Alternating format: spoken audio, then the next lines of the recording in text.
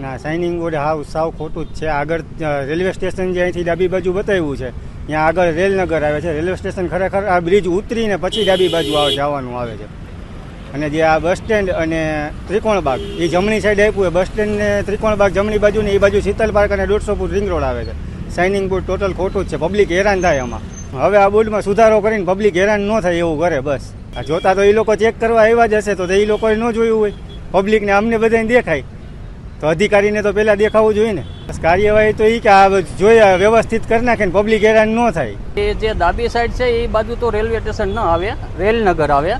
Railway station છે એ સીધે રોડે આવે અને જે જમણી સાઈડ છે એ બસ સ્ટેન્ડ છે એ સીધે રોડે આવે છે. હા, એ થોડુંક ખોટું થયું એવું દેખાય છે અને આગેથી થોડુંક બોર્ડ દેખાતું નથી. અક્ષર એવા ઉકલેવા નથી બહુ. હવે તો આ બોર્ડ પાછું બીજું નામ બદલાવે અને સીધું લખી નાખે રેલવે સ્ટેશનનું.